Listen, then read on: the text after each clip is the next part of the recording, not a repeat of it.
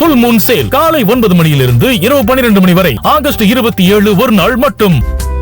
கும்பகோணம் வட்டாட்சியர் பூங்குழலி அவங்க நம்மளோட பேச போறாங்க. அவங்க என்ன தகவல் சொல்றாங்க அப்படிங்கறதையும் நம்ம பார்க்கலாம்.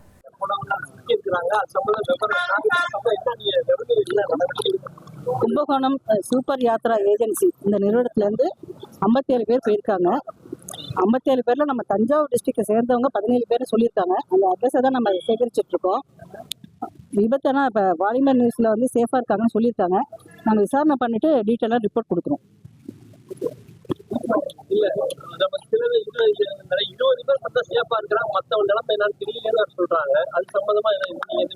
நாங்க இப்ப விசாரணை பண்ணிட்டு இருக்கோம். கலெக்டர் மேமும் சென்னையில பேசிட்டு இருக்காங்க. நம்ம தஞ்சாவூர்ல இருந்து போனவங்க மட்டும் எத்தனை டீட்டெயில் ரிப்போர்ட் வாங்க சொல்லியிருக்காங்க. அதையும் வாங்கிட்டு இருக்கோம். மேக்ஸிமம் சேஃபா இருக்காங்கன்னு தான் சொல்லியிருக்காங்க. சரியான நியூஸ் வந்ததுமே நான் விசாரணை பண்ணி உங்களுக்கு நியூஸ் கொடுத்துருக்கேன்.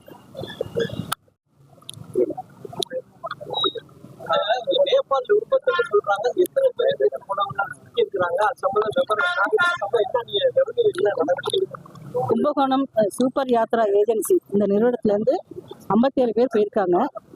57 பேர்ல நம்ம தஞ்சாவூர் டிஸ்ட்ரிக்டை சேர்ந்தவங்க 17 பேர் சொல்லியிருக்காங்க. அந்த அட்ரஸை தான் நம்ம சேகரிச்சுட்டு இருக்கோம். கும்பகோணத்தினுடைய தாசில்தார் பூங்குடி அவங்க பேசினதை நம்ம இப்ப கேட்டோம். அவங்களும் யாரெல்லாம் போயிருக்காங்க, என்ன நிலைமை அப்படிங்கிறத நாங்கள் தொடர்ந்து கண்காணிச்சுட்டு வரோம் அப்படிங்கிறதையும் செய்தியாளர் தரப்புலேருந்து செய்தியாளர் சந்திப்பில் அவங்க தெரிவித்ததை பார்த்தோம்.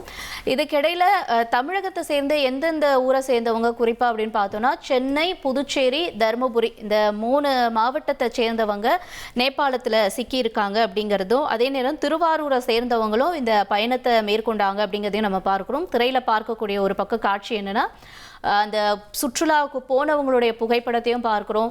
அங்கே ஆற்றில் ஏற்பட்ட வெள்ளப்பெருக்கு அது எந்த அளவுக்கு தீவிரமாக இருக்குது அப்படிங்கிறதையும் நம்ம பார்க்குறோம். ஆரம்பத்தில் இது வெறும் வெள்ளப்பெருக்கு அப்படின்னு பார்க்கப்பட்ட நிலையில் அங்கே ஏராளமான மக்களும் சிக்கியிருக்க வாய்ப்புகள் இருக்கும் அப்படின்னுலாம் சொல்லப்பட்டுச்சு. இதற்கிடையில் இப்போ இந்த வெள்ளப்பெருக்கில் அஸ்ஸாமில் தமிழகத்தை சேர்ந்தவங்களும் சிக்கியிருக்காங்க அப்படிங்கிறது ஒரு மேலும் அதிர்ச்சி அளிக்கக்கூடிய தகவலாக இருக்குது.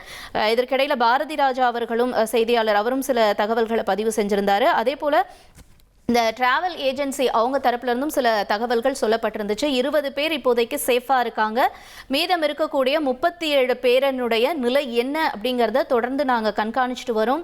அவங்கள தொடர்பு கொள்ளவும் முயற்சி செய்கிறோம். ஆனால் அங்கே நெட்வொர்க் ப்ராப்ளம் இருக்குது. அதனால எல்லாரையும் கான்டாக்ட் பண்ண முடியல. முடிஞ்ச அளவுக்கு ட்ரை பண்ணுறோம் அப்படின்னு சொல்லியிருக்காங்க. ஃபுல் மூன் சேல் காலை 9 மணியிலிருந்து இரவு 12 மணி வரை ஆகஸ்ட் 27 ஒரு நாள் மட்டும்.